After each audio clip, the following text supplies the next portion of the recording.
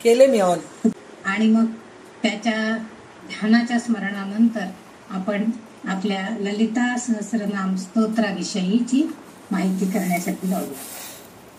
एक गणपतीचं ध्यान म्हणते, तो विघ्नहर्ता, सगळी आपली संकट, आपल्याला काही अडचणी असेल त्या सगळ्यातनं दूर करणार आहे. त्यांनी हे चांगल्या प्रकारे माझ्याकडनं हे सांगून घ्यावं की त्याच्याकडे अपेक्षा करण्यासाठी मी त्याचं ध्यान म्हणते. शिवतनय वरिष्ठम सर्व कल्याण मूर्तिम परशुकमल हस्ते शोभितं मोदकेन अरुणकुसुममालं व्यालबद्धोदरैष मम हृदय निवासं श्री गणेशं नमामि, श्री गणेशं नमामि, श्री गणेशं नमामि. आता त्या गणपतीनं माझ्या हृदयामध्ये निवास करून आपल्याला चांगल्या प्रकारे ह्या ललिता सहस्रनामाच्या सांगण्यासाठी शक्ती द्यावी, हीच त्याच्याकडे प्रार्थना. ललिता सहस्रनाम स्तोत्र. ललिता सहस्र नामावली आणि ललिता सहस्रनाम स्तोत्र या दोन्हीमध्ये थोडा फरक आहे. स्तोत्र जे आहे ते श्लोकबद्ध आहे आणि नामावली जी आहे ती प्रत्येक नाव वेगवेगळ्या प्रकारे आपण उच्चारतो. दोन्ही हजार हजार आहेत. ललिता देवी म्हणजे महात्रिपुर सुंदरी आणि हे ललिता सहस्रनाम स्तोत्र म्हणजे त्या महात्रिपुर सुंदरीची सहस्र नामे होत. ही नामावली संस्कृत भाषेमध्ये श्लोकबद्ध स्वरूपामध्ये असल्यामुळे त्यास आपण स्तोत्र म्हणतो. आणि हे स्तोत्र अगस्ती ऋषी आणि विष्णुरूप अवतारामध्ये असणारे हयग्रीव अवतार यांचा हा संवाद आहे.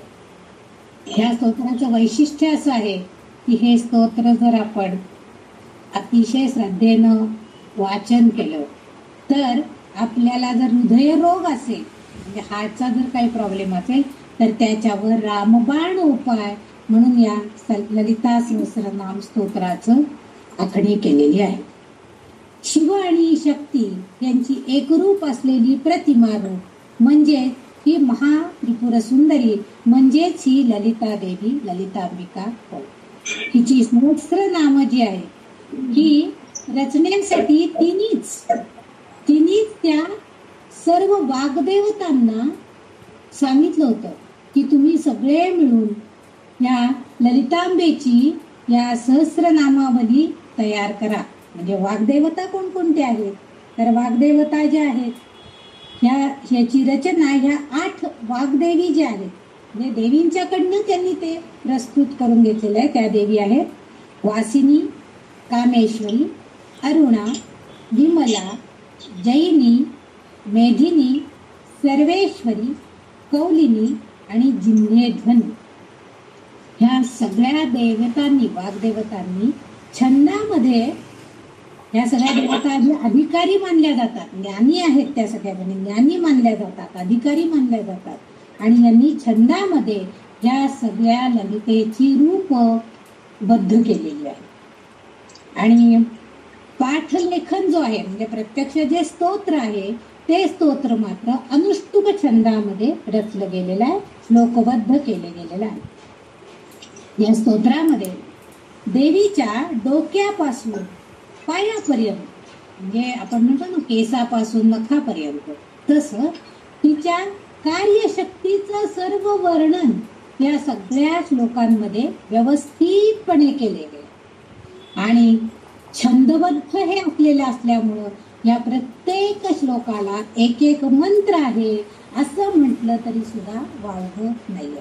म्हणजे वेद जसे सगळे मंत्ररूप आहेत त्यांचीच योग्यता या स्तोत्राला सुद्धा दिली गेलेली आहे. कारण छंदाची रचना जी आहे ती मंत्र रचनेसारखीच झालेली आहे.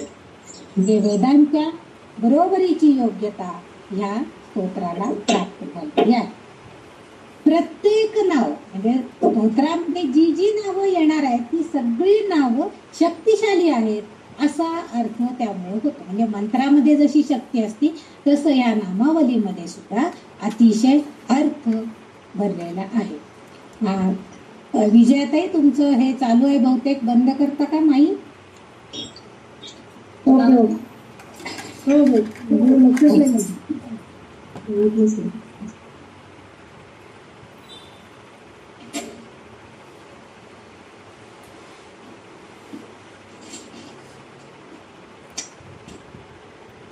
जाताना पण दार लावून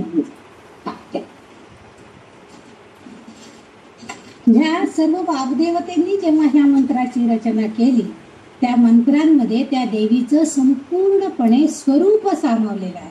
आपण जेव्हा प्रत्येक श्लोकाचा अर्थ बघू तेव्हा प्रत्येक श्लोक म्हणजे तिचं एक वेगवेगळं स्वरूप आपल्याला त्याच्यामध्ये बघायला मिळतं. ह्या ललिता अंबिकेचा एक पंचदशाक्षरी मंत्र आहे आणि ह्या मंत्रामध्ये सुद्धा देवीचं स्वरूप सांगितलेलं आहे आणि या मंत्रामध्ये सुद्धा एक प्रकारची शक्ती आहे. हे जे शब्द आहेत, मंत्र शब्द आहेत, बीजाक्षर आहेत, मूळाक्षर आहेत. फक्त पंचदशाक्षरी म्हणजे 15 अक्षर आहेत त्याच्यात. पंचदशाक्षरी मंत्र म्हणजे 15 अक्षरांचा हा एक मंत्र आहे. हा जो आहे ह्या मंत्रामध्ये देवीचं संपूर्ण स्वरूप आणि रहस्यमय वर्णन आहे. तिचं रूप वर्णन आहे. खरं तर ती सगळी मूळाक्षर आहे. तो जो मंत्र आहे तो असा आहे, क ए लरीम, हसक हलरीम आणि सकलरीम, अशी 15 अक्षरं त्याच्यामध्ये उद्धृत केले गेले. ही सगळी मूळाक्षर आहेत, आपण सगळी म्हणत असतो. आणि ह्या स्तोत्रामध्ये आणखीन एक वैशिष्ट्य असं आहे की ह्याच्यामध्ये जसं आपण भगवद्गीतेमध्ये ज्ञानयोग आहे, भक्तियोग आहे सांगतो, तसं इथं सुद्धा भक्तियोग आहे, ज्ञानयोग आहे, त्याशिवाय कुंडलिनी योग आहे, चक्रपूजे, या चक्रपूजेची सुद्धा माहिती याच्यामध्ये वर्णन केलेली गेली. म्हणजे देवीच्या नामाच्या अनुषंगानं हे सगळं वर्णन त्या स्तोत्रामध्ये त्या वाग्देवतेने केलं गेलेलं असतं. ह्या शक्ती उपासनेसाठी शक्ती देवता आहे. आपल्याला कोणतीही गोष्ट पार पाडायची असेल तर आपण म्हणतो की बाई मला आता होत नाही खरं म्हणजे, पण मला तिने शक्ती दिली तर माझ्या हातनं हे कार्य पडेल. साधे 4 लोक जेवायला यायचे असले तरी आपण म्हणतो की नाही बाई आता मला होणार आहे की नाही कोणास ठाऊक. त्या देवीला आपण प्रार्थना करतो, अगं माझ्याकडे आज 5-10 लोक एकदम जेवायला यायचे, आता मला सवय राहिली नाही एवढा स्वयंपाक वगैरे करायची, पण तू शक्ती दे बाई, माझी व्यवस्थित उद्या आलेल्यांचं पाहुणचार. कारण आपल्याला चांगलं करायची इच्छा तर असते, पण ती शक्ती मात्र कोण देते? तर ती शक्ती देवता देते. आणि त्यामुळे शक्ती उपासनेसाठी ललिता सहस्रनामाचा पाठ हा केला जातो. त्याच्यामध्ये आणखीन एक अशी गोष्ट आहे की ह्या सहस्रनामांमध्ये सृष्टी, स्थिती, संहार, तिरोधान आणि अनुग्रह अशा 5 गोष्टी त्याच्यामध्ये आलेल्या आहेत या सहस्रनामाच्या स्तोत्रामध्ये. आपण जर या ललिता सहस्रनामाचा 64वा श्लोक जर आपण बघितला तर त्याच्यामध्ये त्यांनी पंचकृत्यापरायण असं तिचं वर्णन केलेलं आहे. पंचकृत्यापरायण, पंचकृत्य म्हणजे 5 कृती करणारी. आता त्या 5 कृती कोणकोणत्या आहेत तर सृष्टी म्हणजे सृजनता. सृष्टीकडे बघा, वसंत ऋतू आहे खरं म्हणजे आपल्याला इतका उन्हाळा जाणवतोय, पण झाडं बघा कशी हिरवी झालेली आहेत, सगळ्यांना नवीन पालवी फुटलेली. सृष्टीची किमया आहे ही सगळी. त्यामुळे सृष्टीची सृजनता जी आहे ती म्हणजे ही देवी आहे. स्थिती म्हणजे आपण ज्या स्थितीमध्ये आहोत, मग आपल्याला अशी सूचना मिळते की खूप उन्हाळा आहे, बाहेर पडू नका, शक्यतो घरात थांबा, गार पाणी पिऊ नका, कोमट पाणी प्या, त्यामुळे शरीराला त्रास होणार नाही. ही सुरक्षा ही कोण देतं आपल्याला? ही ललिता देवी सांगते. की आपल्या शरीराची सुरक्षा घेण्याचं काम सुद्धा तीच करते. आता आपल्याला ते कुणाच्या तरी सांगण्यावरून कळतं, व्हॉट्सअपवर मेसेज येतात, टीव्हीवर दाखवतात, मग आपल्याला कळतं की अरे हो खरंच आपण काळजी घेतली पाहिजे, उन्हात जाताना छत्री घेऊन जायला पाहिजे ना. आता या वयाला नाही तर त्याला काय होते, लागू देऊन काय होणार नाही, असं निष्काळजीपणानं जाऊन चालणार नाही. ही सुरक्षेचं काम सुद्धा हिची शक्ती आपल्याला करत असते. म्हणून आपली जी स्थिती आहे ती सुरक्षा करण्याचं काम सुद्धा ही ललितांबिका करते. त्याशिवाय संहारम, विनाश, हे सुद्धा काम हीच आहे. तुम्ही बघा आता विनाश ती कुणाचा करते? जे दुष्ट आहेत त्या दुष्टांचा तर ती संहार करते, त्याबरोबरच आपण जर एक कल्पना केली, जर मृत्यू नसता तर आता आज जगामध्ये किती म्हणजे मृत्यू नाही ते म्हणतात सगळे जिवंतच राहिले असते ना. पण तिने आपल्या आयुष्याची मर्यादा घालून दिलेली आहे. आपलं इथलं अवतार कार्य संपलं, आपलं कार्य संपलं की आपोआपच आपली जी इंद्रिय आहे ती शिथिल होत जातात. हळूहळू आपली शक्ती कमी कमी कमी कमी. बघा, पूर्वीच्या काळी म्हातारी माणसं फक्त म्हातारपणामुळे त्यांना मरण यायचं. आजकाल अनेक रोग होतात, काहीतरी होतं आणि मग हार्ट अटॅक आला म्हणतात, आमचं झालं म्हणतात, जातात. पण पूर्वीच्या काळी फक्त म्हातारपणामुळे माणसं जायची. म्हणजे तो जो एक प्रकारचा संहार इथं संहार म्हणजे मारून टाकायचा असा अर्थ नाही, विनाश होतो. कारण दुसऱ्यांना आता त्याच वेळेला कुठली तरी सून गरोदर असती, नवीन जन्माला येणारं मूल पण असतं, म्हणजे सृजनाता पण तिच्याकडेच आहे, विनाश करण्याचं कार्य पण तिच्याकडेच आहे. तिसरी गोष्ट आहे ते तिरोधान. आता इथं तिरोधान म्हणजे लपडे 64व्या श्लोकामध्ये तो तिरोधान हा शब्द तिथं पण आलेला आहे. 64वा जो श्लोक आहे त्याच्यामध्ये पंचकृत्यापरायण त्याच्या आधी वरच्या ओळीला तिरोधान हा शब्द सुद्धा आलेला आहे आपल्याला. आता इथं तिरोधान याचा अर्थ आहे लपविणे. आता इथं लपवायचं म्हणजे काय माहितीये, तर आपण इथं नवीन जे काय करणार आहोत ती शक्ती आपल्याला मिळण्यासाठी आधी जे आपण काय करतोय ना ते थोडं न सांगणं हे लपवणं आहे. म्हणजे त्याचा अर्थ असा नाही लपवून ठेवायचं, बाजूला ठेवायचं असं नाही, तर आपली कडची शक्ती वाढवण्यासाठी ती शक्ती सेव करणं म्हणतो ना आपण. शक्ती सेव करणे, आपण समजा कुठेतरी जायचं असलं तर आपण म्हणतो नाही नाही आपल्याला अजून एवढं चालायचंय, त्यामुळे आता उगीच दमू नका, हा जरा थांबा सगळेजण, थोडा वेळ 5 मिनिटं विश्रांती घेऊया, आपल्याला पुढे जायचे. जी शक्ती किंवा आपली एनर्जी सेव्हिंग म्हणतो आपण, तसं सेव्हिंग म्हणजे हे तिरोधान हा प्रकार सुद्धा हीच ललितांबिका, हीच शक्ती आपल्याला देते. आणि सगळ्यात महत्वाचा आहे तो म्हणजे अनुग्रह. आता इथं अनुग्रह म्हणजे आपण कुठल्या तरी गुरूंचा अनुग्रह घेतो, कोणतरी आपले सद्गुरू असतात त्यांच्याकडनं पण आपण एखादा मंत्र घेतो, तो अनुग्रह तर आहेच आहे, कारण त्यांचं बोट धरून चालल्याशिवाय आपण भगवंतापर्यंत जाणार नाही हे नक्कीच आहे. पण त्या अनुग्रहाबरोबरच ते आपल्याला एक आशीर्वाद देत असतात की आपल्या आयुष्यामध्ये एक प्रकारचा आशीर्वाद त्यांच्या मंत्र रूपानं आपल्याला मिळत असतो. आणि तसंच आपण जेव्हा या ललितांबिकेला शरण जाऊ, ललितांबिकेचा आशीर्वाद म्हणजे तिचा अनुग्रह घ्यायला जाऊ, तिच्या सानिध्यात जाऊ, तेव्हा आपोआपच तिचा आशीर्वाद, तिचा अनुग्रह आपल्याला मिळणार आहे, आशीर्वाद मिळणार आहे.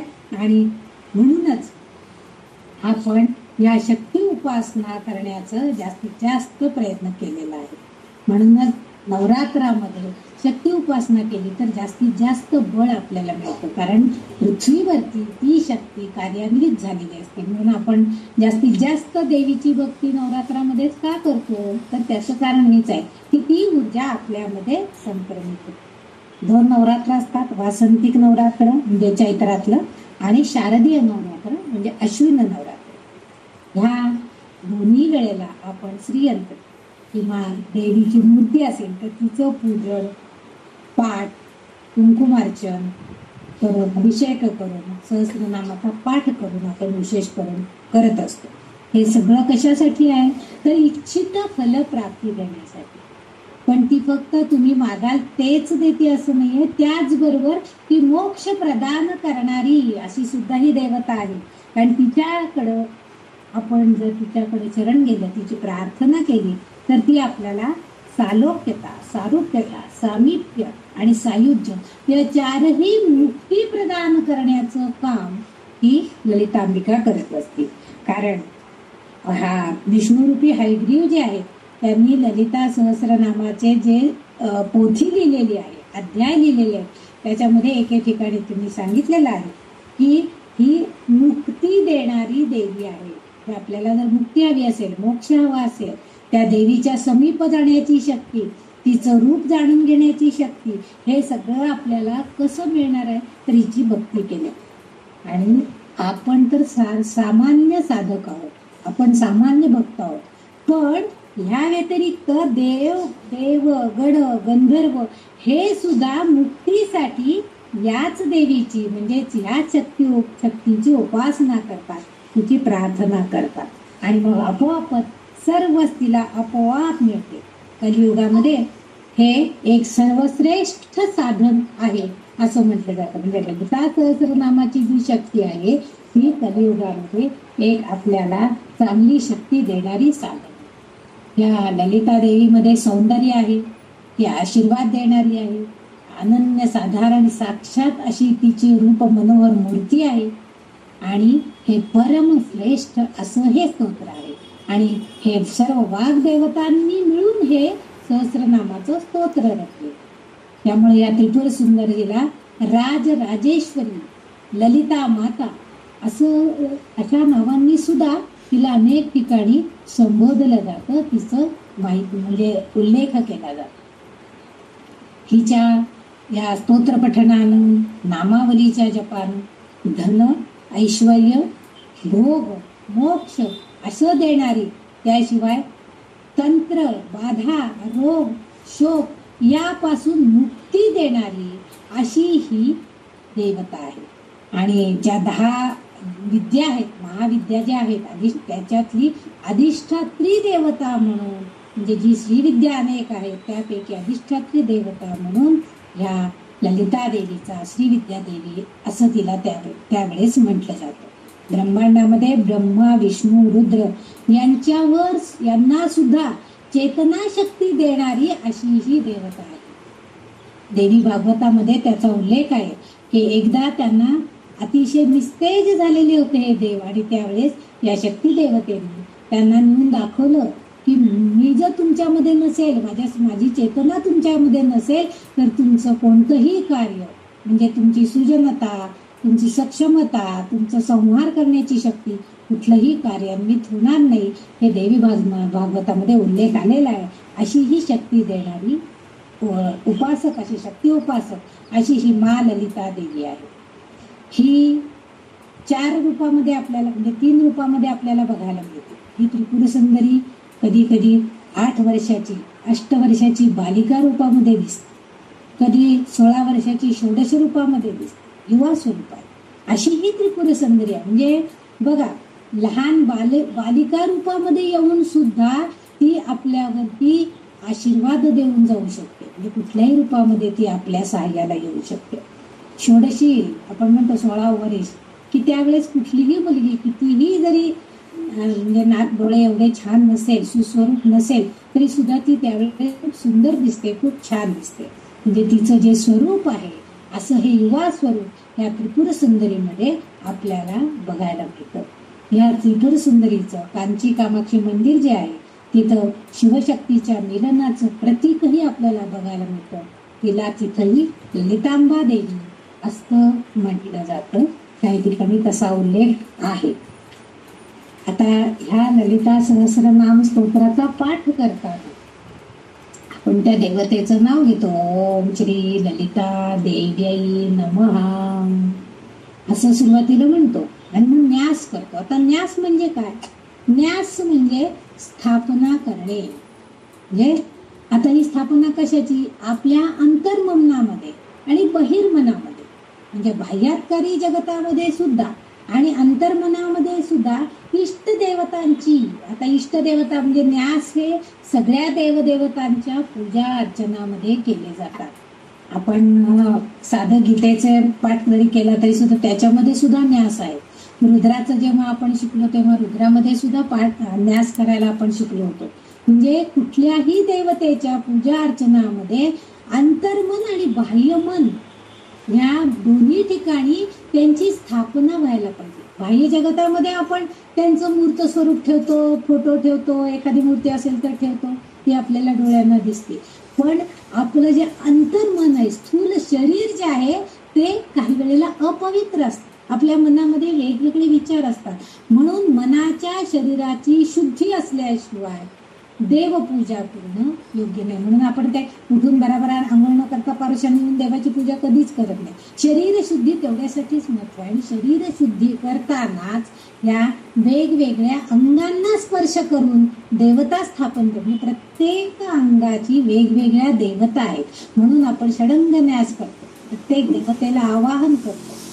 तुम्ही जर सप्तशतीचा कधी पाठ केला असेल त्याच्यामध्ये पण न्यास आहे की त्या त्या शरीराला स्पर्शेत म्हणजे स्पर्श करायचा, त्या त्या शरीराला स्पर्श करायचा आणि मग ते न्यास करायचे. म्हणजे अंगांना स्पर्श करून त्या भागामध्ये माझ्या शरीरामध्ये असणाऱ्या अपवित्र गोष्टी बाहेर जाव्यात आणि त्या अंगामध्ये देवतांची स्थापना व्हावी, असं म्हणजे त्या देवतेला जागृत करण्याचं काम आपण करतो. म्हणजे न्यास करतो. म्हणजे यथोपचार पूजा आपण बघच करू शकतो. त्याचबरोबर आणखीन एक गोष्ट आपण करतो, संकल्प करतो, मग विनियोग करतो आणि मग न्यास. तिन्ही गोष्टींना महत्व आहे. संकल्पाशिवाय म्हणजे संकल्प करायचा म्हणजे काय करायचं आपण बघा, आपल्याला हे ललितेचं जेव्हा आपण कुंकुमार्चन केलेलं होतं नामावलीचं, तेव्हा संध्याताईंनी आपल्याला संकल्प करायला सांगितलं होता. हातामध्ये पाणी घेऊन हात पाणी सोडायचं आणि सांगितलं की मी हे गोष्ट करतेय, कुंकुमार्चन करते, आता मला इच्छित फळ मिळू दे, असं आपण अपेक्षा करतो. आता हे करायचंय म्हणजे काय करायचं तर एक प्रकारचं वचन आहे. म्हणजे संकल्प म्हणजे आपण केलेलं वचन. वचन म्हणजे शब्दपूर्ती, आपण उद्दिष्टपूर्तीसाठी केलेलं असतं की मी हे करते आहे ह्याच्यासाठी मला. म्हणजे नाहीतर बघा आपण बँकेमध्ये गेलो आणि फक्त पैसे म्हणजे स्लिप द्यायची आणि पैसे नेऊन द्यायचे, पण कुठल्या खात्यावर ते पैसे जमा करायचे हे जर आपण सांगितलं नाही तर तो बँकवाला काय करणार. तसं आपण कुठल्या देवतेसाठी आपण संकल्प केलेला आहे ते त्या देवाला कळलं पाहिजे, तरच तो तिथे येणार आणि आपल्या इच्छित पूर्ती करणार आहे, इष्टपूर्ती करणार आहे. म्हणून संकल्पाला अतिशय महत्व आहे. कारण पूजेने मिळणाऱ्या ऊर्जेचं जे प्रबंधन आहे ते संकल्पाद्वारेच केले जाते. म्हणजे आपल्या अवतीभोवती ज्या सगळ्या विनाशकारी वृत्ती आहेत किंवा विनाशकारी ज्या ऊर्जा आहेत त्या सगळ्यांना नाश करायचं काम न्यास करतात. संकल्प करायचं काम आपलं मन करतं की मी ह्या गोष्टीसाठी हा संकल्प केलेला आहे, हा माझ्याकडनं चांगल्या प्रकारे पार पडू दे, म्हणजेच ती इष्टदेवता तिथं येणार आणि मगच आपल्याला त्याचे मूर्ती फळ मिळणार आहे. आणि म्हणून संकल्पात पूर्ण करण्यासाठी याचं कार्य मगच आपल्याला मिळतं. देवदेवतांचा आशीर्वाद त्यामुळेच आपल्याला लाभतो. आता विनियोग म्हणजे काय आहे तर विनियोगाशिवाय स्तोत्र जपपाठ केला तर तो फलदायी होत नाही. आता विनियोग याचा अर्थ कर्तव्य म्हणजे शंकराची भक्ती करायची आहे आणि ललिता सहस्रनाम वाचायचं असं उपयोग नाही.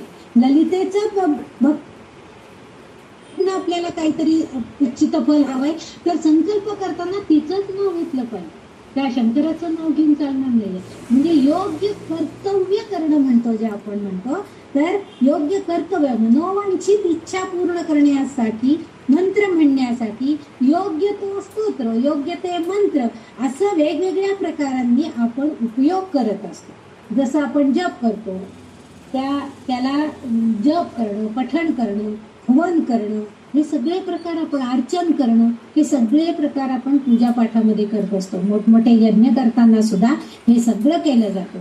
कुठे यज्ञ न का करेना आपण वाघ यज्ञ करतो, आपण मुखानं हे सगळे ललिताचे अनेक नावं घेणार आहोत. मग त्यावेळेस त्या यज्ञासाठी सुद्धा आपण हा विनियोग करणं हा अतिशय गरजेचा आहे असं वाटतं. तरच आपल्याला हव्या त्या प्रकारची इष्ट फल प्राप्ती होते, उपयोग त्याचा केला जातो. कारण मंत्र ज्या ऋषींनी मुनींनी तयार केलेला आहे, आता इथं तर त्या वाग्देवतांनी तयार केलेलं छंदोक्तमध्ये अनुष्टुप छंदामध्ये रचलेलं आहे. म्हणजे योग्य त्या ऋषी मुनींनी त्या अधिकारी असणाऱ्या ज्ञानी असणाऱ्या लोकांकडून ऋषी मुनींकडून ते स्तोत्र मंत्र हे सगळं तयार केलेलं असतं आणि त्याचं मार्गदर्शन आपल्याला हे म्हणताना होतं. म्हणून त्याला आपण विनियोग म्हणजे योग्य त्या मंत्राचा वापर करणं हा विनियोग आहे. आणि संकल्प करायचा आहे म्हणजे योग्य त्या प्रकारचं वचन त्याला द्यायचंय की मी हे सगळं जे करते आहे मी फक्त तुझं आणि तुझंच स्मरण करणार आहे. मला इष्ट फलप्राप्ती होऊ दे, मी माझे विचार दुसऱ्या कशामध्येही घालणार नाही आणि तुझंच नाव मी सतत मुखामध्ये घेणार आहे. आणि त्यासाठी मी जे न्यास करते त्या इष्टदेवतांनी सगळ्या माझ्या शरीरामधले असणारे वाईट विचार, अपवित्र विचार, माझं मन आणि शरीर शुद्ध कर, ही प्रार्थना न्यास आहे. आणि हे सगळं या ललिता सहस्रनामाच्या पहिल्याच न्यासाच्या योगामध्ये आपल्याला बघायला मिळतं. थोडक्यात म्हणजे काय तर न्यास म्हणजे आवाहन करायचंय, त्या देवतेला आपण बोलवायचंय की बाई मी माझं मन शरीर शुद्ध केलेलं आहे, मी संकल्प केलेला आहे, मी आता योग्य त्या मंत्रांचा वापर करून तुझी पूजा करणार आहे, तुझं अर्चन करणार आहे, तुझं पठण करणार आहे, काही ठिकाणी मी हवन करणार आहे, असं जे प्रकार आपण अवलंब करणार आहे ते सगळं मी करणार आहे. अशासाठी मी तुला बोलाते आहे. त्या इष्ट देवतेला तिची महती गाण्यासाठी मी योग्य त्या मंत्रांचा वापर करणार आहे आणि त्या ईश्वरी शक्तीला आपण बोलवतोय असं त्या म्हणजे आता कारण का त्या ललिता देवीच्या तर प्रत्येक नावामध्ये एक बीज मंत्र आहे असं म्हटलं तरी सारखं आणि मंत्राची ताकद भयंकर असते. हे आपण बऱ्याच वेळेला बऱ्याच जणांना अनुभव पण आलेला असतो त्याचा. आपण इतके कोटी की जप केला तर त्याचा निश्चित परिणाम आपल्याला चांगला अनुभवायला मिळतो. हाही अनुभव बऱ्याच जणांनी घेतलेला आहे. म्हणजे म्हणून ह्या मंत्रामध्ये शक्ती आहे, ताकद आहे आणि ती फल देणारी आहे असं या ललिता त्रिपुर सुंदरीचं स्वरूप आहे. आणि जी ईश्वरी अशी परमदेवता आहे, अंबिका आहे आणि तिला वंदन, तिच्यामुळे चिंतलेले इच्छित फळ प्राप्त होते. तिच्या नामाच्या जपानं सुद्धा सर्व सिद्धी आपल्याला प्रसाद स्वरूपात प्राप्त होतात. ते प्रसाद स्वरूपात प्राप्त होतात. ललिता देवीचे जे न्यास आहेत त्याच्या शेवटच्या ओळीमध्ये त्याने लिहिले, श्री ललिता महात्रिपुर सुंदरी प्रसाद सिद्धीद्वारा चिंतित फल प्राप्त्यर्थे जपे विनियोगा. सिद्धी फल प्राप्त्यर्थे असं म्हटलेलं. म्हणजे आपण जेव्हा तिचा जप करणार, तिचं मंत्र म्हणणार आहे त्यावेळेस आपल्याला आपलं इच्छित फळ नक्कीच मिळणार असतं. म्हणून आपण जे वाचतो त्याच्यामध्ये अस्य श्री ललिता सहस्रनाम स्तोत्रमाला मंत्रस्य वशिन्यादि वाग्देवता ऋषयः अनुष्टुप्छन्दः श्री ललिता परमेश्वरी देवता श्रीमद्वाग्भवकूटेति बीजं मध्यकूटेति शक्तिः शक्तिकूटेति कीलकं. म्हणजे तिचं जे नाव आहे तिच्या नावामध्ये एक बीज म्हणजे एक अक्षर स्वरूपामध्ये असणारी ती शक्ती देणारी, सगळ्यामध्ये शक्ती असणारी याची देवता आहे. आणि शक्ती कुठे ती कीलक, आणि तिची शक्ती कशी आहे, कीलकम किल्ली सारखं आहे. किल्ली का लावली की जसं कुलूप उघडतं तसं त्या आपल्या अंतर्यामामध्ये असणारी जी शक्ती आहे ती जागृत होते, ऊर्जा उत्पन्न होते. आणि अशा या महात्रिपुर सुंदरीचं प्रसाद मिळण्यासाठी सिद्धीद्वारा आपल्याला सगळं प्राप्त व्हावं वाटत असेल तर आपण संकल्प, न्यास, जप, विनियोग हे सगळं केलं पाहिजे असं आपल्याला पहिल्यांदा सांगितलं. आता त्याच्या पुढे त्यांनी सांगितले ध्यान करायचे. आता त्या ध्यानाच्या श्लोकांमध्ये मुख्यतः 4 श्लोक असलेले, म्हणजे माझ्याकडे तरी जे PDF आहे त्याच्यामध्ये 4 श्लोक आहेत. आपल्याकडे आपल्या सगळ्यांच्याकडे पण बहुतेक ते 4च असावेत असं वाटतंय. इतर जास्त असले तर मला माहिती नाही, पण माझ्याकडे जे 4 आहेत त्याचा अर्थ सांगण्याचा मी आता प्रयत्न करणार आहे. ध्यानाचे 4 श्लोक आहेत. पहिला जो आहे श्लोक, सिंदूरारुण विग्रहां त्रिनयनां माणिक्यमौली स्फुरत् तारानायक शेखरां स्मितमुखी मापीनवक्षोरुहां पाणिभ्यामलिपूर्ण रत्नचषकं रक्तोत्पलं बिभ्रतिं सौम्यां रत्नघटस्थरक्तचरणां ध्यायेत् पराम् अंबिकां. बघा, पहिल्याच श्लोकामध्ये देवी मातेचं आपण ध्यान करूया म्हणून त्यांनी आता ध्यानम असं सुरुवात आहे. पहिल्यामध्ये आपण देवी मातेचं ध्यान करणार आहे. देवी शक्ती असणारी आमची ही आई सिंदूर वर्ण असलेली आहे. सिंदूर विग्रह, तिचा विग्रह म्हणजे तिची मूर्ती कशी आहे तर सिंदूर वर्ण असलेली आहे. म्हणजे लाल रंग, आपण जे सिंदूर वर्ण इथं अर्थ लाल, लाल रंगाचे, लाल भडक रंग आहे. पण तो लाल रंग कसा आहे, तर तो आपल्याला भीतीदायक नाहीये, तर पवित्र वाटतो. त्यांनी असं म्हणलं विग्रहात त्याच्या पुढे आणखीन वर्णन करून सांगितले, 3 डोळे, त्रिनयना, तिला 3 डोळे असल्याचं सांगते. आपल्याला माहितीये की समजा शंकराला 3 डोळे आहेत असं म्हटलं जातं. आपण म्हणतो अरे बापरे, 3रा डोळा उघडला शंकराने तर सगळा प्रलय होणार असं आपल्याला वाटतं, म्हणजे माहिती आहे. आपण हा शब्द प्रयोग बराच करतो, बाई नको आता 3रा डोळा उघडायला, नाही तर बाबा रागवले तर काही खरं नाही आज माझं, असं आपल्याला भीती असते. तसं ह्या त्रिपुर सुंदरीला सुद्धा 3 डोळे आहेत. म्हणजे 3रा डोळा जो आहे तो म्हणजे कुठला, आपल्या 2 भुवयांमध्ये असणारा, की जो जागृत झाला, तिला दुष्टांच्या संहारासाठी त्या डोळा उघडायची आवश्यकता असते. तिच्या 2 डोळ्यांनी ती आपल्यावरती दयेची पाखर घालत असते, दयाद्र दृष्टीनं ती आपल्याकडे बघते. पण 3रा डोळा जो आहे तो मात्र ती अशा दुर्जनांच्याकडे ती लक्ष देत असते, की माझ्या साधका लोकांना, माझ्या भक्तांना कोण बरं, कोणते दुर्जन त्रास देत आहेत हे बघण्यासाठी ती आपल्या 3ऱ्या डोळ्याचा वापर करत असते. आणि त्यामुळे त्रिनयना म्हटलेलं आहे. म्हणजे आपण म्हणतो ना, काही जण आपण असं वर्णन करून ते फार अष्टावधानी आहेत, त्यांचं इकडं जरी लक्ष असलं तरी तिकडं सुद्धा ते बरोबर सांगतात की काय चाललेलं आहे, त्यांचं लक्ष असतं सगळीकडं. असं जशी वृत्ती आहे तशी, कारण ही माऊली आहे हो, माता आहे ती आपली, त्यामुळे तिचं सगळ्या लेकरांवरती, मग ते दुष्ट प्रवृत्तीचे असतो अगर सुष्ट प्रवृत्ती, सगळ्यांकडे तिचं लक्ष असतं. त्यामुळं ती त्रिनयना आहे. तिने हिरे माणिक जडित असा सुंदर मुकुट आपल्या डोक्यावरती परिधान केलेला आहे. आणखीन पुढे तारानायक, तारानायक इथं तारा म्हणजे आकाशातल्या चांदण्या आणि नायक म्हणजे त्याचा प्रमुख म्हणजे चंद्र. चंद्र, तारानायक इथं चंद्र असा अर्थ आहे. म्हणजे चंद्रासारखा अर्धचंद्राकार असा मुकुट तिने आपल्या डोक्यावरती परिधान केलेला आहे. त्याचबरोबर आणखीन एक तारानायकच का म्हटलेलं आहे, तर चंद्रामध्ये जशी शीतलता आहे तशी शीतलता तिच्या चेहऱ्याकडे बघितलं की आपल्याला वाटतं, आणि तिचं सुंदर चेहऱ्यावरती त्या चंद्राच्या बिंबाचा जो प्रकाश तिच्या चेहऱ्यावर पडलेला असतो, त्यामुळे तिचं मुखकमल आणखीनच तेजस्वी दिसत असतं. आणखीन एक गोष्ट इथं त्यांनी मुद्दाम उल्लेख केलेली आहे की स्मितमुखी, तिचा चेहरा कसा आहे, अतिशय हसरा आहे. बघा काही काही म्हणजे पूर्वी जर तुम्ही कोणी, म्हणजे आम्ही लहान असताना जेव्हा वणीची देवता बघितली होती, देवी बघितली होती, तेव्हा तिला खूप शेंदूर लावून लावून खूप अशी भयानक, म्हणजे लहान मुलं त्या देवीला बघितलं तरी कधी कधी घाबरायचे, असं वर्णन काही जणांनी सांगितलेलं आहे. कधी ती देवीला घाबरत होते का तिच्या स्वरूपात जे दिसत होतं भयानक त्यामुळे घाबरत होते. प्रत्यक्ष देवी काही घाबरं कोणालाच करत नाही, ती सगळ्यांवर माया दयाच करणारी आहे. तसं तिचं जे स्वरूप आहे ते अतिशय स्मितमुखी, अतिशय शांत वृत्तीचे आहे.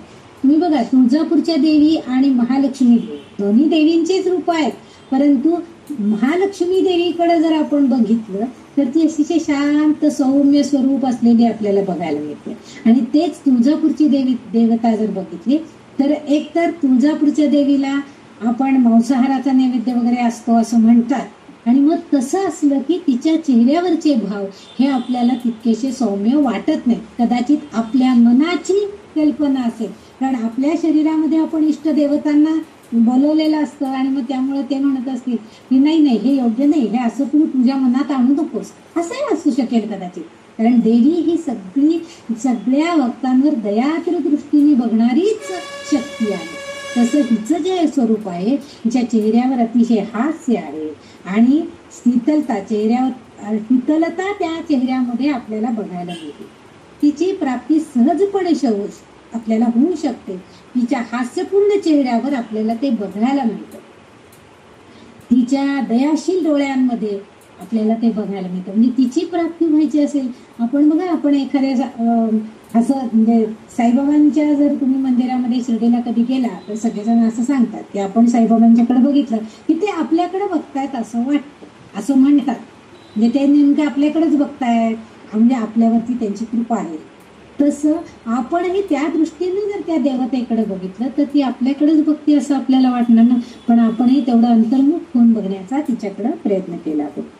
पुढचं जे आहे मापीन वक्षोरुहाम, इथं वक्ष इथं जे अर्थ आहे ते वक्षस्थळ म्हणजे आपली छाती, म्हणजे स्त्री रूपामध्ये जी वक्षस्थळ जी असतात तिच्यामध्ये अमृत भरलेलं असतं. म्हणजे बघा ते अमृतपान करून आपल्या लहान बालकांना ती मोठं करत असते. आता तर तिच्या रक्तावरच्या पोषणामध्येच ती मोठी झालेली असतात लहान मुलं. तिच्या रक्ताचंच ते दूध बनलेलं असतं, म्हणजे अमृत बनलेलं असतं आणि ते स्तनपान त्या आपल्या बालकांना करून ती आपल्या मुलांचं पोषण करते. म्हणजे ते जसं जसं आपल्या मुलांना स्तनपान करून पालन पोषण करते, तसं ही देवता तिच्या वक्षस्थळामध्ये असलेल्या अमृत रसानं भरलेलं आहे ते, आणि त्या रसांच्या योगानं ती आपल्या सर्व भक्तांवर कृपा करते. म्हणजे ज्याला जे हवंय ते देण्याचं काम, म्हणजे समजा तहानलेला भक्त असेल अगदी तो उन्हातान्हातून, तर त्याला थंडगार पाणी देण्याचं कामही, म्हणजे कुणाच्या तरी का रूपानं पण थंडगार पाणी मिळवून देण्याचं कामही ही आपल्या स्तनपानातून, म्हणजे आपल्या शक्तीतून, या वक्षामध्ये असणाऱ्या स्तनांमध्ये असणाऱ्या अमृतामधून करण्याचा प्रयत्न करते. म्हणून वक्षोरुहाम असा उल्लेख केला गेलेला आहे. मापीन वक्षोर, स्मितमुखी आहे, हास्य दाखवणारी आहे, म्हणजे तिच्याकडं असणारी ज्या ज्या गोष्टी आहेत त्या इतक्या अमृता समान आहेत, जितक्या अमृततुल्य आहेत, अमोलिक आहेत, की त्यामुळं आपण सगळे भक्त तिच्या कृपेला पात्र ठरतो, तिच्या कृपेनं पावन होतो, तिचा आशीर्वाद आपल्याला मिळतो. पुढच्या ओळीचा अर्थ आहे पाणीभ्या मलिपूर्ण रत्न चषकम. पाणी, इथं पाणी म्हणजे इथं पाण्याला पहिली वेलांटी आहे. पाणी म्हणजे हात असा अर्थ आहे. पाणीला दुसरी वेलांटी असेल तर त्यावेळी जल, म्हणजे आपण जे वापरतो, पिण्याचं पाणी वापरतो, वापरायचं पाणी वापरतो, त्याला दुसरी वेलांटी आहे. पण इथं पाणी म्हणून जे आहे ते पहिली वेलांटी आहे. तिथं हात असा अर्थ आहे. पाणीभ्या मलिपूर्ण रत्न चषकम, जे चषक म्हणजे एखादं भांड म्हणा त्याला, तर रत्नजडित असा चषक तिनं हातामध्ये धारण केलेला आहे. बघा, म्हणजे समजा एखादा आपण लहान मुलांना 25 डिसेंबरला जेव्हा ते ख्रिसमस करतात तर त्यावेळेस आपण ते सांगतात की तो तुम्हाला, म्हणजे लहान मुलांना समजावून सांगण्यासाठी की तो जो असतो सांता क्लॉज, तो तुम्हाला काय हवं ते त्याच्या पिशवीतनं काढून देतो, की लहान मुलं खूप खुश होतात. तसं आपल्या भक्तांसाठी ह्या रत्न चषकांमध्ये, त्या चषकामध्ये, त्या भांड्यामध्ये तिने अनेक तऱ्हेची रत्न, माणकं, काय तुम्हाला हवंय ना ते सगळं ती भरून घेतलेली आहे, आणि आपल्या ज्या भक्ताला ज्याची गरज आहे ते देते. आता आपल्यासारखे समजा आपण सगळेजण आता आध्यात्मिक प्रगती करण्याचा प्रयत्न करणारे आहोत. आता आपलं जीवन जे कृतार्थ आहे, आपण काय म्हणतो, हे नको मला आता सगळं आहे, पण मला आता मोक्ष मिळण्यात, ते मोक्षदान करणं, किंवा माझा आता राग लोभ सगळं जाऊ दे बाई, म्हणजे भवरोग जे आहेत ते सगळे नष्ट व्हायला पाहिजे, तेही दान करण्याची पात्रता फक्त तिच्याकडेच आहे. म्हणजे हे जे आहे त्याचा सगळ्याचा चषक तिने आपल्या हातामध्ये भरून घेतलेला आहे, आणि अमोलिक जीवन तिने आपल्यामध्ये साठवून ठेवलेलं आहे. तिच्या वक्षस्थळामध्ये सुद्धा अमोलिक जीवन, पाणी अमोलिक पण अमूल्य आहे, अमृततुल्य असं तिच्या आहे. आणखीन एक गोष्ट आहे, हातामध्ये लाल कमळ, पुढं रक्तोत्पलम बिभ्रतीम, रत्नचषकम रक्तोत्पलम बिभ्रतीम, रक्तोत्पल म्हणजे लाल रंगाची कमळ तिने हातामध्ये धरलेली आहे. आता इथं किंमतवान खडे, हिरे, माणके तर आहेतच, पण जे किंमत ज्याला जे योग्य आहे तेच ती देणार आहे. एखाद्या गरीबाला तिने समजा वर दिला की तुझा राग लोभ जाऊ दे, तर काय उपयोग आहे, त्याच्या पोटाची भ्रांत मिटली तर पाहिजे. त्यामुळे त्याला ती 4 हिरे माणके देऊनच त्याला पोट भरण्यासाठी तू काहीतरी उद्योग कर, चांगलं तुझं होईल, असाच आशिष देणार आहे, असाच तिला ती कृपा करणार आहे. त्यामुळं तिने आपल्या हातामध्ये ते रत्नजडित चषक जसा घेतलेला आहे तसंच तिच्या एका हातामध्ये आपल्याला कमळ, लाल रंगाची कमळ. आता कमळ जे आहे ते कसं असतं, ते तर फुललेलं असतं आणि लाल रंगाचं असतं. त्याच्या ज्या पाकळ्या आहेत, कमळाच्या देठापासून त्याच्या पाकळ्यांपर्यंत सगळंच सुंदर आणि छानच असतं. बघा, कमळाच्या देठापासून केलेलं जे मखाणे असतात ते सुद्धा किती किंमतवान. आता ड्रायफ्रूट मध्ये त्याला जास्त किंमत आहे. आपण प्रसादामध्ये सुद्धा ते मखाणे बरेच वेळा वापरतो. काशी विशीला जर तुम्ही गेलात, काशीला रामेश्वरला, त्या प्रसादामध्ये त्या मखाण्याचा उपयोग केलेला असतो. ते कमळाच्या देठांपासून केलेला असतो. म्हणजे सगळ्याचा उपयोग काय केला जातो. ते कमळ तर बघितलं तर उमललेलं जर असेल तर आपण, किंवा त्या कमळासारख्या पाकळ्या आहेत डोळ्यांच्या वगैरे, वर्णन करण्यासाठी सुद्धा त्या कमळाचा उपयोग म्हणजे सांगितलं जातं. आणि हेच आपल्याला तिच्याकडे बघितल्यावर दिसतं की ते कमळ फुललेलं आहे. आणि ती आणखीन एक गोष्ट आहे की तिच्या पुढं आणखीन एक गोष्ट ती सांगते, सौम्या रत्न घटस्थ रक्त चरणाम ध्यायेत परामंडिका. अशी ती सौम्य स्वरूपामध्ये आहे. आणि रत्न घटस्थ, त्या घटामध्ये, त्या चषकामध्ये अनेक प्रकारचे घट मौल्यवान हिरे माणके हातात घेऊन बसलेली आहे. आणि त्याशिवाय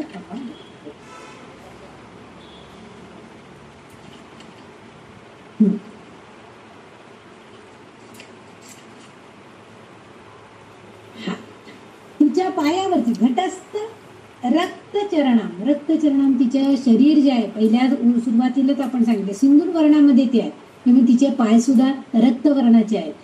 पण त्या पायांशी आपण शरणागत होऊन जर आपली चूक कबूल केली, रक्तचरण त्या चरणांवरती जर आपण लीन झालो, आपली चूक कबूल केली, तर नक्कीच त्यांच्यावरती ती कृपा करणार. ध्यायेत परामंबिका, अशी ही परमांबिका आहे.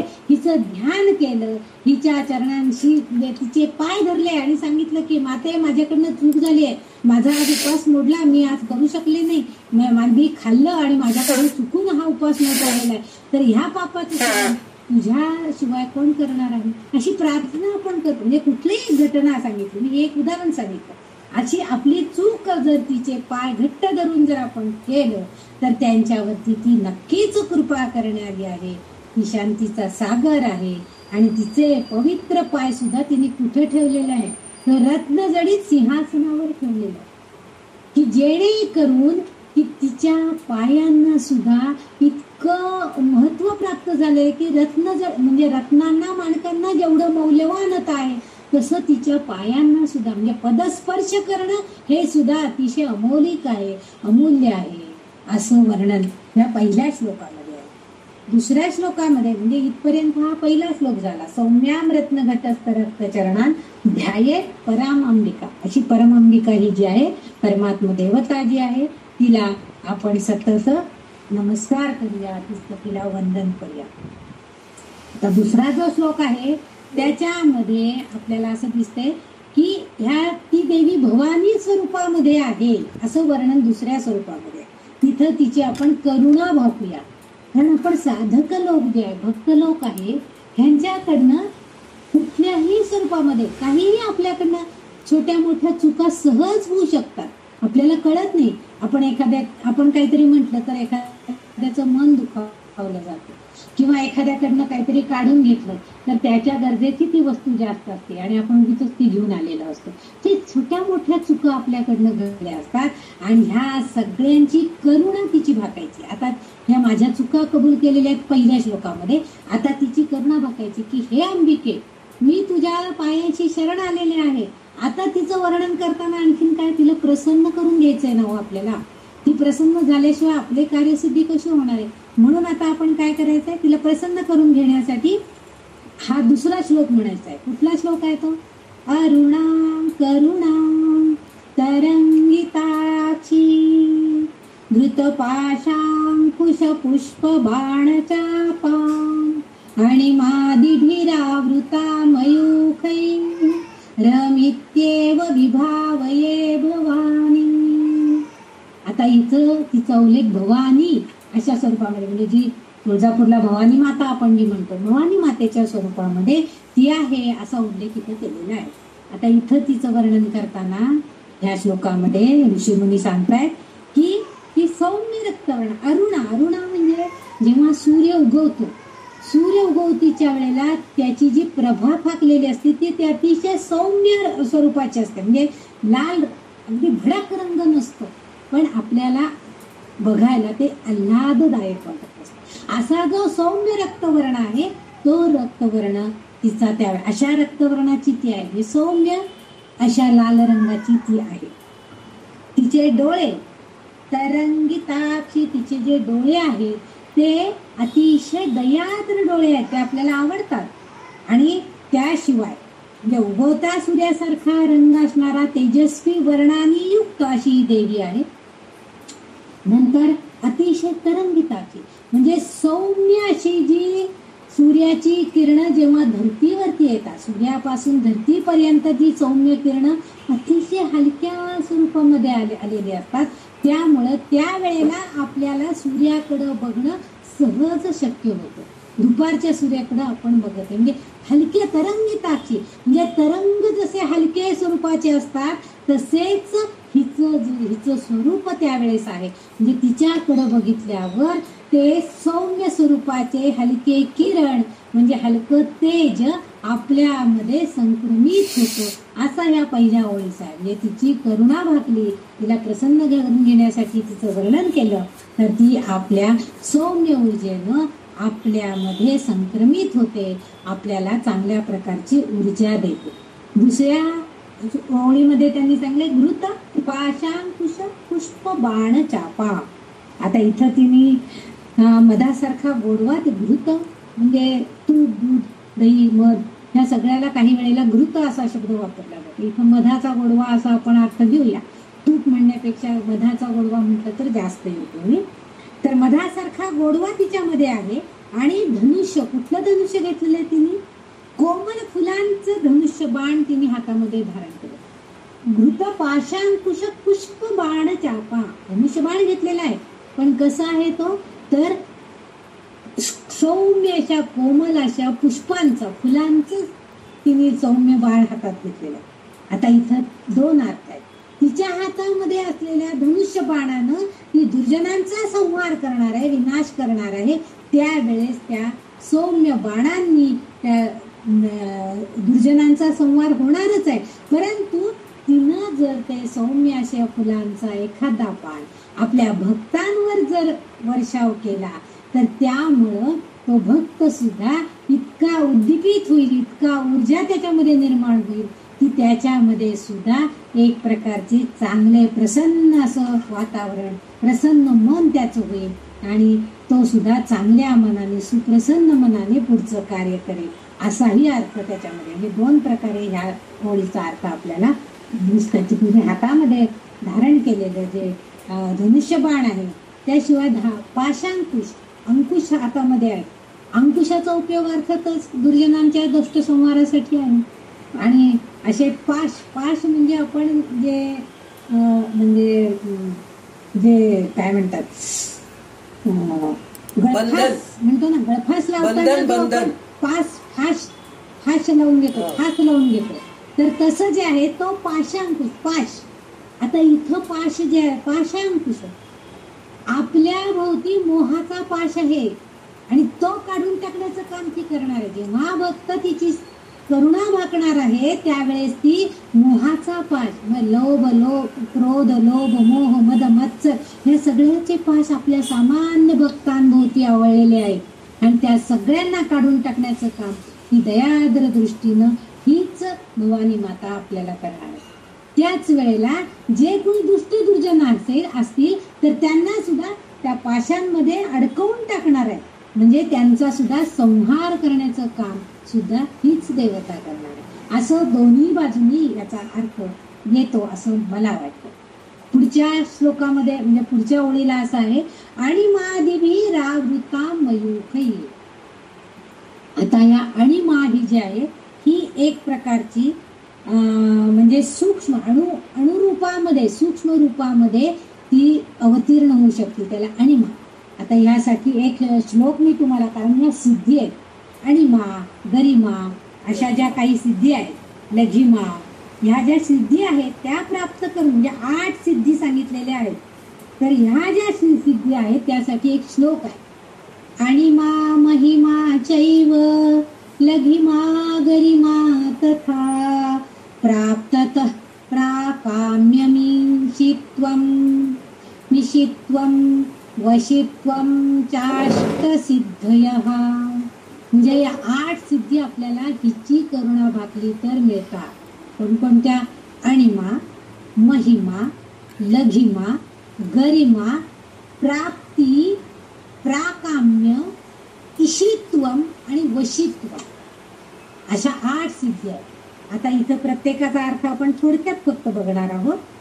आता इथं अणिमा, गरिमा, महिमा हे जे आहेत ह्या सगळ्या अणुस्वरूपामध्ये, मी मागच्या वेळेला पण सांगितलं होतं की जेव्हा हनुमान लंकेमध्ये गेलेले होते तेव्हा त्यांनी अणुस्वरूप धारण केलं. त्यांना या अष्टसिद्धी त्यांच्याकडे होत्या, त्यांनी त्या सगळ्या मिळवलेल्या होत्या. 8ही सिद्धी प्राप्त केलेल्या होत्या. त्यासाठी भरपूर तपश्चर्या करावी लागते. आणि जेव्हा पर्वतप्राय असा तो पर्वत उचलून आणायचा होता तेव्हा हातावर त्यांनी पर्वत उचलून आणलेला आहे. म्हणजे तेवढी महाकाय होण्याची शक्ती सुद्धा, महिमा, महान मोठं होण्याची शक्ती सुद्धा त्यांच्याकडे होती. म्हणजे अणिमा, महिमा, गरिमा, लघिमा ह्या ज्या सगळ्या शक्ती आहेत त्याबरोबर प्राप्ती म्हणजे प्राप्त करून घ्यायचं. काहीतरी चांगला प्राप्त करून घेण्यासाठी आपल्याला ती शक्ती मिळावी लागते. समजा आपल्याला श्रीसूक्त शिकायचं तर आपण प्राप्त करून घेण्यासाठी, शिकण्यासाठी तिथं तरी जायला पाहिजे, ते श्लोक ऐकायला तरी पाहिजे, मग आपण म्हणायला तरी पाहिजे. म्हणजे प्राप्त करून घ्यायचं. नुसतं मला प्राप्त व्हावं म्हणून आपण होणार आहे का? प्रयत्न त्याच्यासाठी हवे. हे जे आहे ते प्राप्त. आणि प्राकाम्य म्हणजे जे काम्य आहे, योग्य आहे ते मला मिळायला पाहिजे. प्राकाम्य म्हणजे योग्य शक्ती मला मिळेल. काम्य शक्ती जी आहे ती पण योग्य मिळायला पाहिजे. नाहीतर मला जी शक्ती हवी आहे ती समजा ते जे काय तंत्रमंत्र करणारे जे लोक असतात तसली शक्ती घेऊन आपल्याला काय करायचं आहे? आपल्याला तसली शक्ती नकोय. आपल्याला ह्या देवतेनं, या भवानी मातेनं आपल्याला चांगली शक्ती प्रदान करायला, प्राकाम्य योग्य काम करण्यासाठीची शक्ती आपल्याला तिनं दिली पाहिजे, अशी अपेक्षा तिच्याकडे आपण करणार आहोत, अशी करुणा तिच्याकडे बघणार आहोत. आणि पुढचं आहे इशित्व आणि वशित्व, ह्या 2 शक्ती आहेत. आता इशित्व म्हणजे ईश म्हणजे देव, म्हणजे देवाची शक्ती. देव कारण प्रत्येकाच्या अंतरात्म्यामध्ये भगवंत आहेच, फक्त त्याला ओळखायला पाहिजे. त्याची शक्ती काय आहे बघा. त्यामुळं जेव्हा आपल्यातलं देवत्व जेव्हा जागृत होतो तेव्हाच आपण कुणासाठी तरी काहीतरी चांगलं करायला प्रवृत्त होतो. त्यावेळेस आपोआप आपल्या मनातले वाईट विचार सगळे जातात आणि आपण म्हणतो नाही. आता तो म्हणजे बऱ्याच वेळेला असं घडतं की ऍक्सिडेंट होतो, काहीतरी अपघात झालेला असतो आणि त्या माणसाला कशाची तरी गरज असते. बरेच जण लांबून नुसते बघत असतात, कारण कुठं त्या पोलिसांच्या लफड्यात अडकायचं काही नको. पण ज्या वेळेला आपल्यातलं ईशत्व म्हणजे देवत्व थोडंसं जागृत असेल, म्हणजे थोडीशी माणुसकी म्हणूया आपण त्याला, तेव्हा आपण काय म्हणतो, ठीक आहे असू दे, थोडं मला सांगायला लागेल, मला वेळ द्यावा लागेल त्या माणसासाठी, पण त्याला जाऊन निडम पाणी पाजूया, काय झाले ते बघूया, दवाखान्यात नेऊया. ही जी आहे ईशत्व, हे देवत्व आहे. आणि ही शक्ती वाढवण्याचं काम सुद्धा म्हणजे देण्याचं, प्रदान करण्याचं काम सुद्धा आपल्याला ही भगवानी माता, ही ललितांबिकाच करते. आणि वशित्व, वश करून घेणे. वशित्व म्हणजे वश करून घ्यायचं, म्हणजे ताब्यात घ्यायचं. आता इथं जे आहे तर वश करून घ्यायचं म्हणजे आपण काही कुणालाही सहसा वश होत नाही. प्रत्येकाला आपले विचार असतात, आपली बुद्धी असते, त्यानुसार आपण काम करत असतो. परंतु काही लोकांच्याकडं अशी शक्ती असते की तुम्ही कुठंही जावा की तुमच्या भोवती आपोआपच 4 लोक गोळा होतात. म्हणजे आता बघा, संध्याताई हैदराबादला होत्या, पण त्या आता बेंगलोरला आल्या. मग हैदराबादमध्ये जसं तुम्ही सगळा ललिता ग्रुप तयार झाला, त्यांच्या भोवती सगळेजणी आल्या, त्यांनी थोडंफार शिकवलं. म्हणजे एक प्रकारच्या त्यांच्या अनुकूलते, त्यांना सगळेजण अनुकूल होतात, त्यांना सगळेजण फार होतात, वश होतात, त्यांचे विचार दुसऱ्यांना पटतात किंवा त्यांच्या विचारांचा पगडा दुसऱ्यांवर बसतो. आता हैदराबादमध्ये आलं तरी सुद्धा काय आहे, ते परत तिथंही त्यांचा ग्रुप जमा झालेला आहे. त्यांनी इतरांवरती आपण जे काय करतोय ते दुसऱ्या चांगल्यासाठी कर, अर्थात हे सगळं चांगल्यासाठी असेल तर आपण वश करतो, दुसऱ्याला चांगल्या करण्यासाठी केलेलं असेल, आपोआप लोक गोळा होतात. आता आपण कुठं, कोण इंदोरला आहे, कोण औरंगाबादला आहे, कोण सोलापूरमध्ये आहे, कोण बेंगलोरमध्ये, हैदराबादमध्ये, पुण्यामध्ये, मुंबई, कुठूनही आपण सगळेजण एकरूप होऊन आलेलो आहोत. माध्यम फक्त हे फोनचं आहे, पण आपण एकमेकाला वश झालेलं. म्हणजे काय, तर आपण एकमेकांना समजून घेतलेलं की ठीक आहे, यांनी जे बोलतात ते योग्य असेल बाबा, आपण ऐकायला हरकत नाही, यांनी जे शिकवलंय ते चांगलं आहे. आता रेखाताई देवी भागवत वाचतात, हा छान आहे, 1 तासभर चांगलं काहीतरी कानावर पडते, आपण ऐकायला जातो. म्हणजे ही जी आहे हे वशित्व आहे. म्हणजे आपल्यामध्ये असणाऱ्या चांगल्या गुणांनी दुसऱ्याला आपल्याकडे आकर्षित करून घेणं, याला वश करणे असं म्हणतात. पण हे वशित्व मी आता जे सांगितलं हे चांगल्या कारणासाठी आहे. आपण दुसऱ्यावरती म्हणजे काहीतरी अवलंब करून कुठल्या तरी मंत्रातंत्राचा वश करून घ्यायचा आणि त्याच्याकडनं आपलं कार्य साध्य करायचं, यासाठी वशित्व नकोय. तर आपल्याकडे जे चांगलं आहे त्याला दुसऱ्याला देऊन त्याचंही भलं व्हावं आणि आपलंही भलं व्हावं, असं वशित्व आपल्याकडे पाहिजे. कारण आपल्याकडे ईशत्व पण आहे, हे मी आधी सांगितलं. ईशत्व आहे, वशित्व आहे. आपल्याकडे जी देवतेची शक्ती आहे, अंतर्मन आहे, भगवंत आपल्या हृदयामध्ये, तो आपल्याला हे चांगलं कार्य करण्याला प्रवृत्त करतो. ती भगवत चेतना शक्ती आपल्या हृदयस्थ आहे आणि हीच भवानी माता आपल्याला हे सगळं कार्य करण्याला प्रवृत्त करते. असं ह्या श्लोकामध्ये त्यांनी असं सांगितलेलं आहे आपल्याला. म्हणजे ह्या देवी ज्या आहेत, ह्या सगळ्या पार्वती देवी, सिद्धी देवी, ह्या सगळ्या देवी म्हणजे सगळ्या देवदेवतांची जी नावं आहेत ती सगळी ह्या अंबिकेमध्ये आहेत, ललितांबिकेमध्ये आहेत. आणि म्हणून भक्त लोक जेव्हा सिद्धी मिळवण्यासाठी, आणि म्हणून काय झालेलं की सगळे लोक तिचीच भक्ती करतात, हो, की त्या देवतेचीच भक्ती करतात, त्यांना सिद्धी प्राप्त करून द्यायची असते.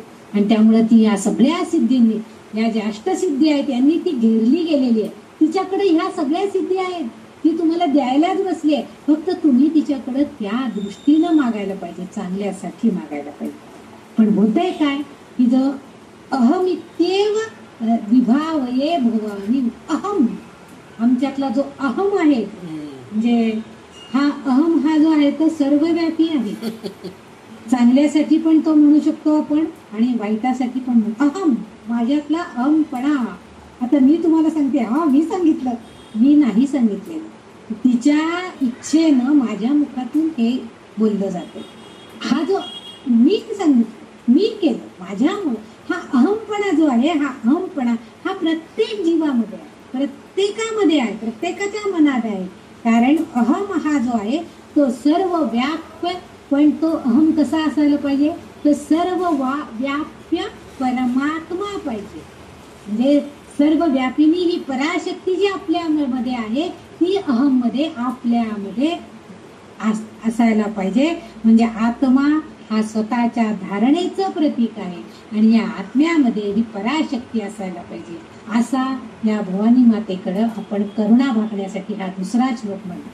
ध्यानामधल्या ह्या दुसऱ्या श्लोकाचा अर्थ इथपर्यंत मला तरी अशा प्रकारचं कळलेला आहे, तो मी तुम्हाला सांगायचा प्रयत्न केला. तर तिसऱ्या श्लोकामध्ये जाऊ. तिसरा श्लोक जो तो आहे ना, तो फार सुंदर आहे. कारण ह्या श्लोकामध्ये देवी कशा स्वरूपाची आहे, त्याचं ध्यान कसं आहे. म्हणजे आपण म्हणतो ना, आपण ध्यान हा शब्द दोन्ही प्रकारे, आणि सुंदर ध्यान आहे हो. म्हणजे काय, खूप छान आहे छबी.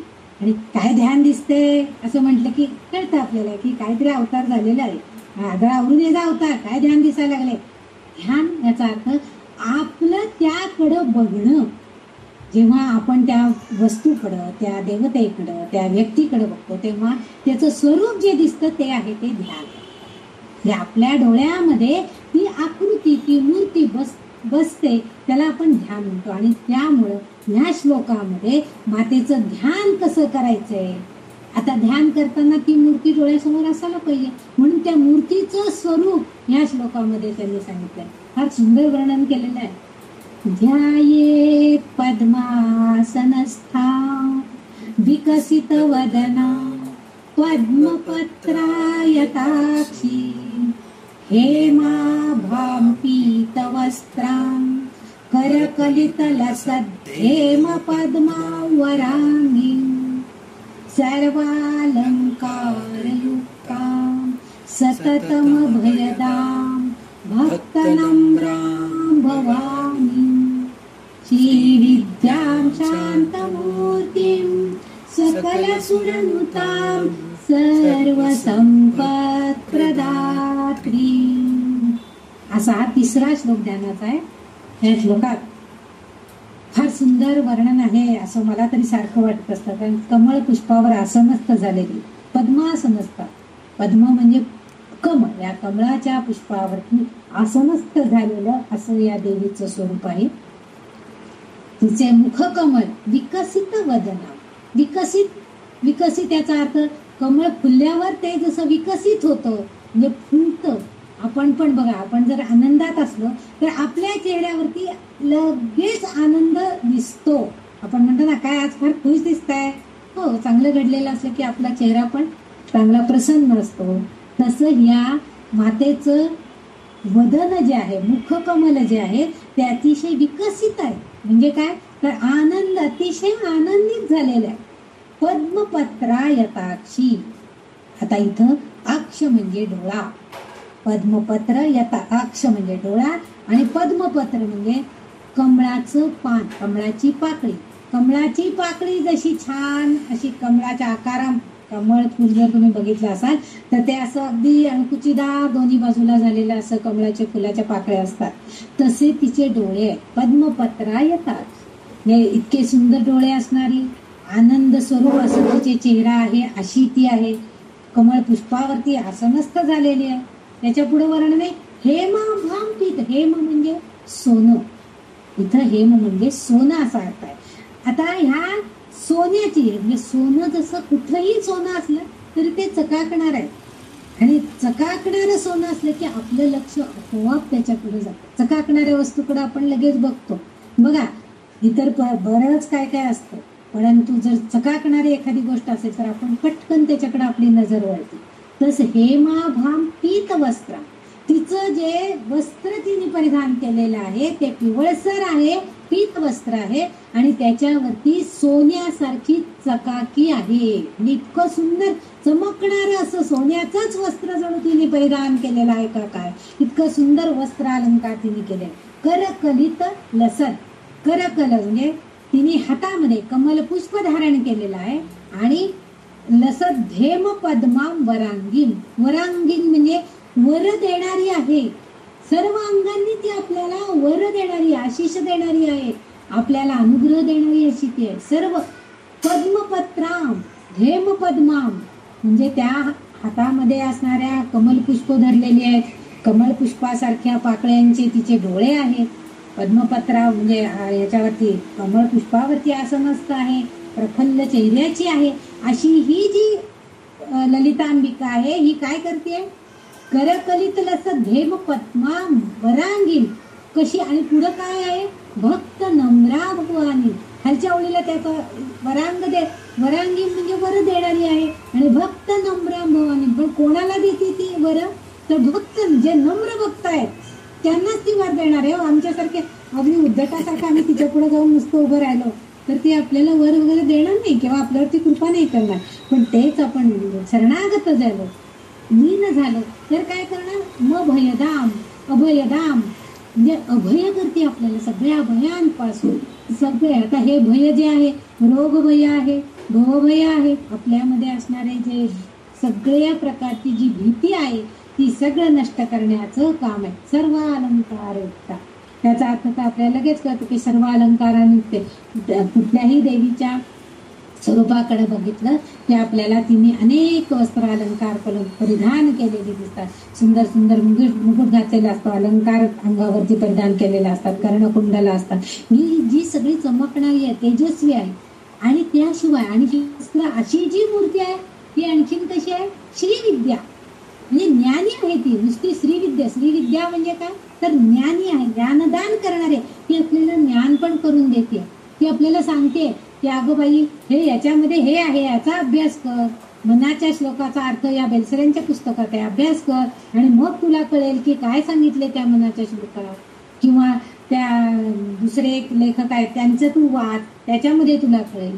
भागवत वाच, त्याच्यामध्ये तुला कृष्णाचं म्हणजे हे जे आहे हे ज्ञानदान करणारी आहे विद्या. सर्व विद्या, श्रीविद्या. सर्व श्री म्हणजे सर्व देणारी, अभय देणारी, प्रदान करणारी, विद्या देणारी आहे. त्याशिवाय शांत मूर्ती, शांत. तिच्याकडे बघितलं की प्रसन्न वाटत. काही काही बघा, काही काही व्यक्ती सुद्धा इतक्या शांत चेहऱ्याच्या असतात की त्यांच्याकडे बघितलं ना नुसतं तरी सुद्धा अगदी दिवस छान जातो. किंवा आपल्याला अगदी बरं वाटतं. त्यांच्याकडे बघितल्यावरती आपल्या मनातली मरगळ किंवा आपल्या मनामध्ये असणारी जी चिडचिड, राग, लोभ असेल तर तो थोडा वेळ दूर होतो. त्यांच्या छान चेहऱ्याकडे बघत बसावं असं. बऱ्याच जणांचे चेहरे इतके सात्विक, त्याला आपण सात्विक चेहऱ्याची पुरुष सुद्धा काही तेजपुंज असतात. तसं ही देवता सुद्धा कशी आहे, अगदी सात्विक, म्हणजे शांत मूर्ती. तिच्याकडे बघितलं की ती सात्विकता आपोआप आपल्याकडे येते. आपण पण तसंच सात्विक व्हावं, तिच्यासारखं शांत व्हावं, तिच्यासारखं ज्ञानी व्हावं, तिच्यासारखी सगळी विद्या आपल्याला मिळावी, ही वृत्ती आपल्याला येते. त्याशिवाय सकल सुरनुताम, सुर म्हणजे इथं देव, आणि सुरनुताम सर्व संपत प्रदात्री, म्हणजे नुसती ती भक्तगणांनाच नाही तर देवगणांना सुद्धा ती सगळं देणारी आहे. सगळ्या देवदेवतांना सुद्धा ती सगळं प्रदात्रे देण्यासाठीच बसलेली आहे. पण केव्हा देते ती, तर जेव्हा तुम्ही तिची स्तुती करता. सकल सुरनुताम, सगळे जे देवगण गंधर्व किंवा आपण साधक लोक, आपण भक्तगण, हे जेव्हा तिची स्तुती करू तेव्हा तिच्याकडं जेव्हा आपण करुणा भागतो तेव्हा ती आपल्याकडं नक्कीच कृपा प्रदान करणार आहे. असं म्हणजे इच्छित मनोरथ, संतती, संपत्ती, स्थिती, योग्य काय आहे, इष्ट काय आहे, हे सगळं आपल्याला ती प्रदान करते. असं तिचं सुंदर स्वरूप आपल्या डोळ्यासमोर येतं. की बघा, कमल पुष्पावरती बसलेले आहे, एका हातामध्ये कमल पुष्प धारण केलेलं आहे, सुंदर अलंकार घातलेले आहे, अशी ही सुंदर डोळ्यांनी आपल्याकडे दयाद्र नजरेने बघते. असं रूप आपल्या डोळ्यासमोर जर उभं राहिलं तरच आपण तिच्याशी तादात्म्य पाहू शकतो, अनुसंधान राखू शकतो, आणि मगच तिची कृपा आपल्यावरती होती. पण यासाठी आपण तिला शरण जायला पाहिजे, तिची करुणा भागली पाहिजे की हे माते, माझ्याकडनं मी फार सामान्य आहे, माझ्याकडनं अनेक चुका अपराध झालेले असतील, पण त्या सगळ्यांना क्षमा करून तू मला कृपा करायला पाहिजे. इतकं लीन दीन तिच्या पायांशी आपण व्हायला पाहिजे. हे या तिसऱ्या श्लोकामध्ये अभिप्रेत असावं असं मला जे वाटतंय तो अर्थ मी सांगितलं. आता चौथ्या श्लोकाकडे आपण वळूया.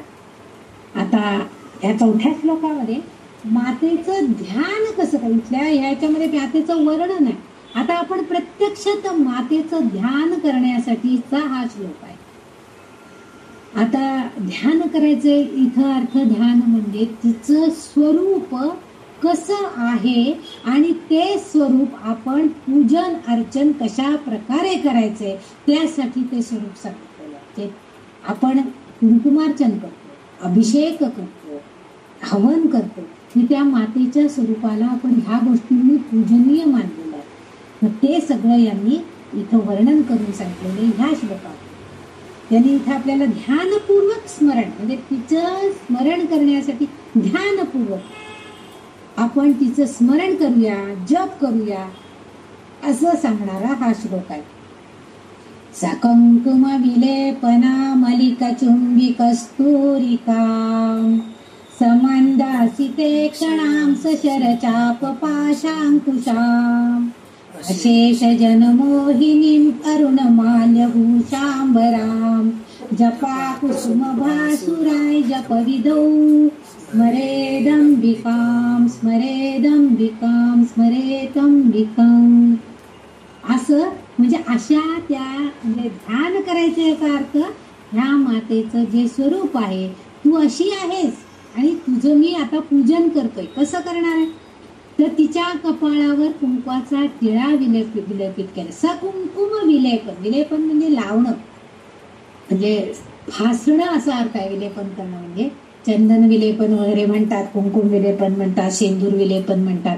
म्हणजे ज्या ज्या मूर्तीला जे जे असेल ते भस्म विलेपन म्हणजे लावणं असा अर्थ त्याच्यामध्ये आहे. पण बघा तुम्ही, काही काही मूर्तींच्या कपाळावरचा जो कुंकवाचा टिळा असतो तो सुद्धा इतका सुरेख असतो की तो बघितला की मनाला मोहिनी पडते. म्हणजे इतकं सुंदर कुंकू रेखलेलं असतं. चंदन कोल्हापूरच्या अंबाबाईला तरी रोज एक वेगळ्या प्रकारचं कुंकू विलेपन केलेलं असतं. म्हणजे आधी चंदनाचं विलेपन केलेलं असतं आणि त्याच्यावरती लाल कुंकवाचे वेगवेगळे ठसे आहेत आणि त्या ठशांमध्ये ते लाल पिंजर कुंकवाची भरून तिच्या कपाळावरती ते सुंदर असं कुंकवाचं रेखाटन केलं जातं, विलेपन केलं जातं. खूप सुंदर म्हणजे तिचं मस्तक त्यामुळे शोभून दिसतं.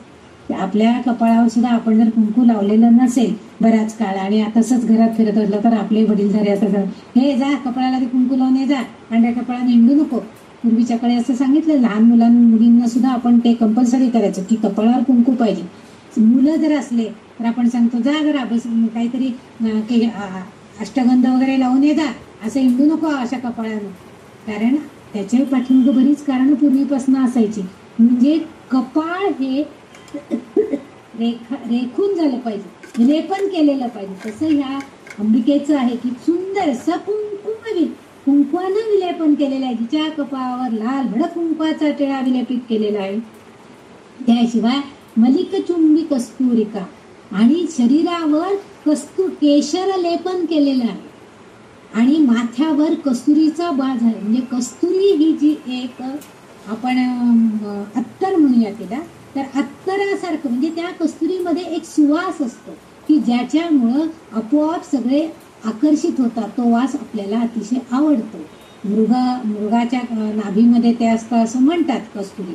तर ते जे आहे ते मलिकचुंबी कस्तुरिका म्हणजे तिच्याकडं बघितल्यावर कपाळावरचं सुंदर असं ते रेखाटन केलेलं कुंकू, त्याशिवाय तिच्या भांगामध्ये असणारं सिंदूर आणि तिने जे कपाळावरती म्हणजे केसर लावलेलं असेल हातापायांना, त्या केशर आपण डोहाळ जेवणाला वगैरे सुद्धा केशर लावतो बघा, की जेणेकरून शांत त्या डोहाळ करण्याची वृत्ती व्हावी.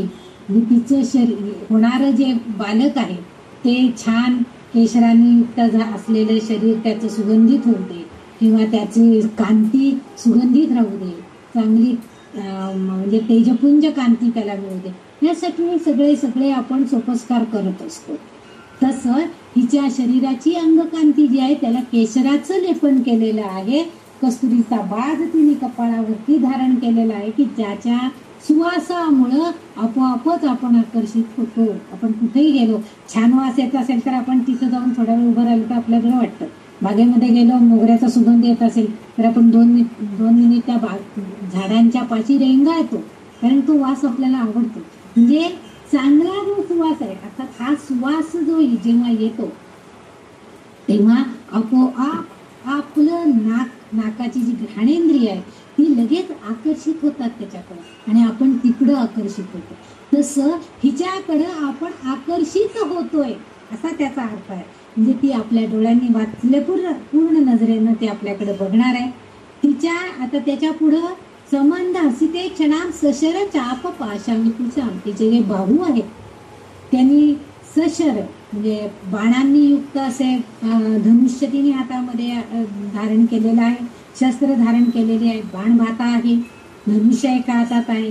पुन्हा इथं पण तिने मागच्या एका श्लोकामध्ये आपण बघितलं फास तिने हातामध्ये धरलेला आहे, तसा फास तिच्या हातामध्ये आताही आहे, अंकुश आहे, अशी शस्त्र. आता ही अस्त्रशस्त्र धारण केलेली अशी ही देवता आहे आणि ही सर्व शस्त्रे अतिशय चमकदार आहेत. सशर चाप अशेष हसीते क्षणाम सशर चाप पाशांकुशम, ही जी सगळी तिच्या हातामध्ये असणारी शस्त्र आहेत ती नुसती शस्त्र कंजलेली नाही आहेत, तर ती कशी तेजस्वी आहेत.